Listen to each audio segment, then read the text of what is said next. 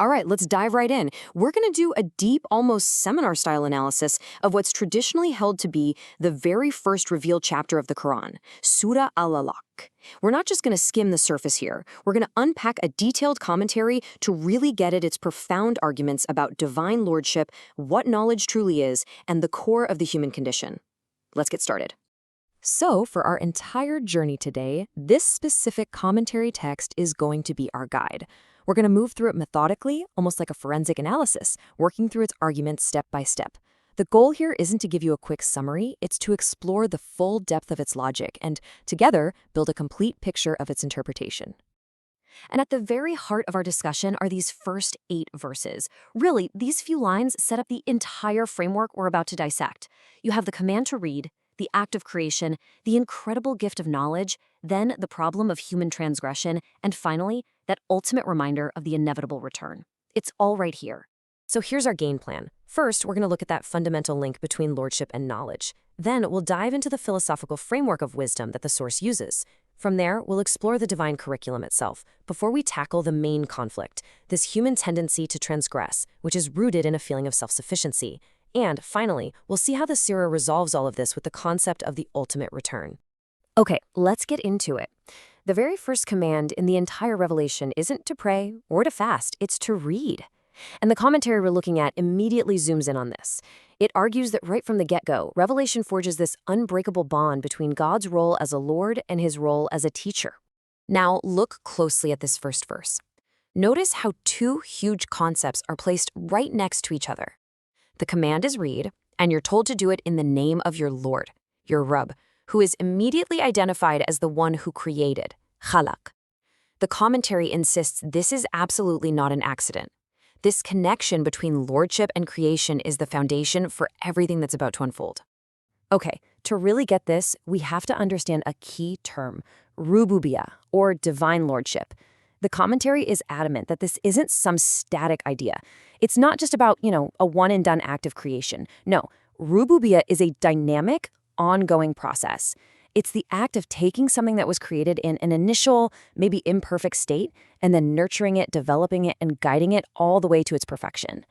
The commentary even uses the related word tadabriya, which means nurturing or educating, to really define what this process is all about. So you can see this clear, logical chain that the commentary is building. Creation, or khalaq, that's the starting point. Lordship, rububiyyah, that's the whole journey from that starting point to perfection. And for us, for human beings, whose perfection is all tied up with knowledge, that journey is education, or ta'lim. So the commentary's big conclusion is this. God's lordship over humanity is primarily shown through his role as the ultimate teacher, creating us in a state where we need to grow, and then nurturing us toward completion through divine instruction. Now, this whole idea of an educational lordship naturally leads to a bigger philosophical question. The commentary now asks, okay, so what's the content of this divine teaching? What's its ultimate goal? And the answer is broken down into 2 distinct but totally interconnected forms of wisdom. This question really gets to the heart of why revelation exists, at least according to this source. If God is a teacher who's nurturing his creation, what exactly is on the syllabus? Well, the answer is a complete system for human flourishing, and the source divides this up into 2 big categories of wisdom. This slide lays it out perfectly. On one side, you've got theoretical wisdom, hikmat nazari. This is all about knowing reality as it is, where we came from, where we're going, the very nature of existence. It's the big is of the universe. And then on the other side, you have practical wisdom, hikmat amali. This is the knowledge of how we ought to live inside that reality, the principles of our actions, our ethics. It's the ought of human behavior. And here's the crucial argument from the commentary. You can't just separate these 2. Think about it. To know how you should act, you first have to understand the reality of where you are, right? A code of conduct with no worldview is kind of baseless, and a worldview that doesn't tell you how to live is pretty useless. So religion is presented here as the ultimate comprehensive system that gives you both. It's the complete map of reality and the user manual for how to navigate it. Okay, so we've covered the why to give us this unified system of wisdom. Now let's get into the how and the what. How is this divine education delivered? And what's actually in the curriculum? The commentary argues that the very next verses of the surah spell this out for us. You know, every educational system needs a teacher, a mu'allim, and the commentary identifies God himself in this role. It points specifically to the description of him as the most generous, al-akram. His generosity is shown through his teaching. I mean, the source argues that you know how great a teacher is by how great their lesson is. And in this case, the teacher is the creator of the entire universe, and the lesson is reality itself. It's pretty profound. And now we come to the tool of this teaching. Who taught by the pen? This really short phrase is unpacked in incredible detail by the commentary. It argues that the pen is so much more than a literal writing tool. It's actually a deep symbol for the very nature of divine knowledge. So what does the pen really symbolize? Well, first, it's about precision and preservation. Unlike just spoken words, which can change over time, written knowledge is fixed. Second, it's about being transmissible. It can be passed down through generations across different cultures, and the source text really stresses that this is a universal idea. The divine curriculum isn't just about what we might call religion class. It covers everything, all fields of human discovery, literature, history, science. Why? Because understanding any part of the creation is part of understanding the Creator's lesson. And this verse, this is like the capstone for this whole section on the divine curriculum. It establishes the fundamental starting point of the student, which is us, humanity. According to the commentary, this verse defines our essential condition. We don't just pop into the world knowing things. Our default state is ignorance. All knowledge is something that we acquire. It has to be taught. And this sets the stage perfectly for the central drama that the surah is about to drop on us. And right here, the whole tone of the surah and our commentary takes a dramatic turn. After setting up this benevolent Lord, this teacher providing this amazing curriculum to a student who starts from zero, the text introduces the core conflict. Despite all of this incredible grace, the human being rebels. That first word, kala, it's translated as no or indeed. It's a signal of a really strong rejection or a very stern warning. It's a sharp pivot.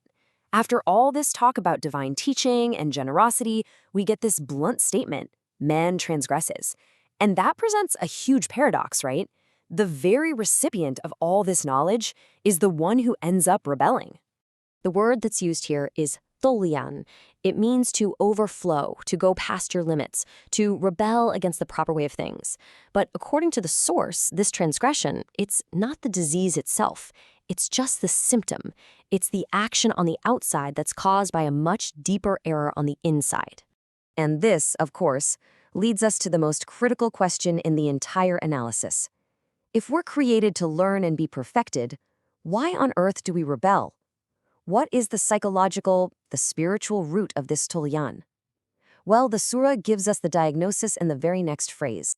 And there it is, the answer, laid out with what the commentary calls psychological precision. The transgression happens because man sees himself as self-sufficient. This suggests the rebellion isn't just born out of simple evil, but from a really profound cognitive error, a false sense of independence. The key term here is istighnat. It's this illusion of self-sufficiency. It's that feeling that you're no longer in need of a teacher or a guide or a lord. And the commentary argues that this is the absolute opposite of the entire educational framework that was laid out in those first few verses. I mean, to be a student, you have to recognize your need. Istighna is basically declaring you don't need anything or anyone anymore. So here's the core of the commentary's argument on this point. The path to transgression is a process of forgetting. A person gets knowledge from the divine teacher, but over time they forget where it came from. They start to see their own knowledge, their power, their wealth as something they generated all on their own. They forget that they were once in a state of knowing not. And this illusion of being self-made, well, that directly leads to going beyond one's proper limits, which is the very definition of taghyan. So, having diagnosed the disease, this illusion of self-sufficiency, the surah now gives us the cure. This final section is the ultimate reality check. It's the one fact that when you truly internalize it, just shatters that delusion of istirna. This is the last verse of this section, and it's the resolution to the whole conflict. Indeed, to your Lord is the return. Now, the source presents this as more than just a fact about the afterlife. It's a direct, powerful medicine for that psychological state of transgression. It's both a warning to the person who feels self-sufficient and a promise to the one who stays a humble student. So how does this work as a cure? Well, that feeling of istighna is built on the idea that you are ultimately independent and autonomous. But the declaration of an inevitable return, a ruja'ah, to the Lord completely demolishes that idea. You can't be truly self-sufficient if your whole existence is bookended by a beginning you didn't choose and an end you can't escape, and both are directed back to your Lord. This awareness changes your whole perspective on life, reframing it as a journey of accountability back to the source. So let's just put the entire argument from the commentary together. It lays out a very clear 4-step path to perfection. It all starts by acknowledging rububiyah, that active lordship of God. That leads you to embrace your role as a student in the divine curriculum. The main challenge, then, is that internal fight against the ego's illusion of istighna. And the tool you have to win that fight is the constant awareness of the ultimate return, which frames our whole lives as being dependent on and accountable to the divine teacher. And this brings us to one final, really thought-provoking question that comes right out of the commentary's main idea. If, as the source argues, the divine curriculum is universal and the pen symbolizes all preserved knowledge from the humanities to the sciences, then what does that really say about our modern habit of splitting knowledge into religious and secular boxes? If the teacher is one, is the curriculum really divided? It's a question that really challenges us to rethink the very nature of what knowledge is.